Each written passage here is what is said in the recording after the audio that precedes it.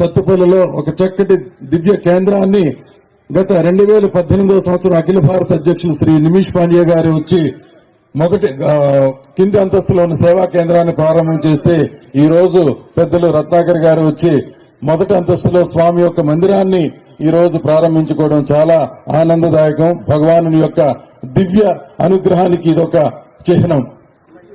ఇది మానవ ప్రయత్నం కాదు, సాక్షాత్తు భగవాన్ బాబా గారే స్వయంగా ఈ నేల అంతా తిరుగాడి ఆయన సృష్టించినటువంటి అద్భుతమే ఈ ఖమ్మం జిల్లా సత్యసాయి సేవా సంస్థ యొక్క సమగ్ర స్వరూపం అని తెలుస్తోంది.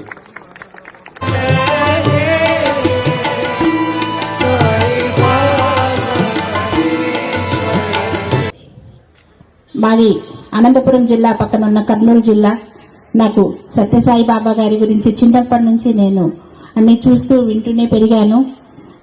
అందుకని మేము చిన్నప్పటి నుంచి ఎంతో ఆయన అంటే మాకు ఒక హీరో వర్షిప్ ఉండేది. సత్యసాయి గారు అంటే ఆధ్యాత్మికంగానే కాదు, తనకు అందరికీ ప్రేమ శాంతి పంచాలని ఆయన తన కుటీరం పేరు కూడా ప్రశాంతి కుటీరం అని పెట్టుకున్నారు.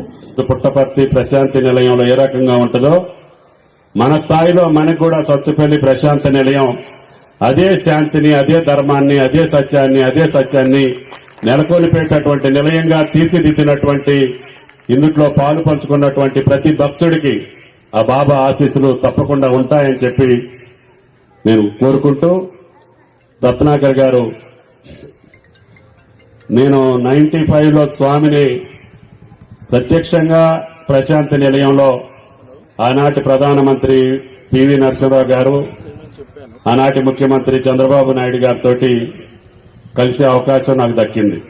తెలంగాణ ప్రభుత్వం రేవంత్ రెడ్డి గారి నాయకత్వంలో మీకు కావలసినటువంటి మొగుడికి వస్తున్న కల్పనలో మా వంతు కార్యక్రమం మేము తీసుకుంటామని చెప్పి విజ్ఞప్తి చేస్తూ సెలవు. జై సాయి. రత్నాకర్ గారికి డాక్యుమెంట్ హ్యాండ్ ఓవర్ చేస్తున్నారు. అందరికి కరదోళతో ఆశీర్వించగలిగి కోరుతున్నాను. సాయిరాం. అదేవిధంగా ఈరోజు నేను పొద్దున్న నుంచి ఇప్పటి వరకు ఖమ్మం జిల్లాలో ప్రయాణం చేస్తున్నాను. ఈ జిల్లా వాసుల హృదయం నిజంగానే చాలా చాలా విశాలంగా ఉందని కూడా నేను చెప్పడానికి చాలా సంతోషపడుతున్నాను.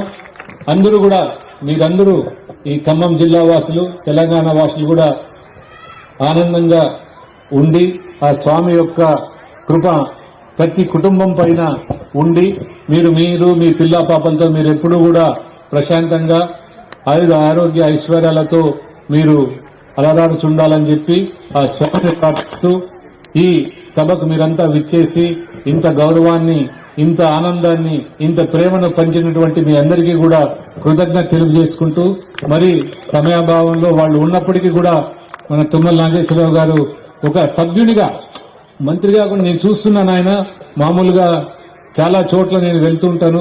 వాళ్ళు ఏదో మాకు టైం ఉంది, మాకు ఇది పని ఉంది అని చెప్పి వాళ్ళు మాట్లాడిపోతుంటారు. అయితే సార్ మీరు ఒక మంత్రిగా కాకుండా ఒక సత్యసాయి కుటుంబ సభ్యునిగా అయితే మేము ఫీల్ అవుతున్నాము.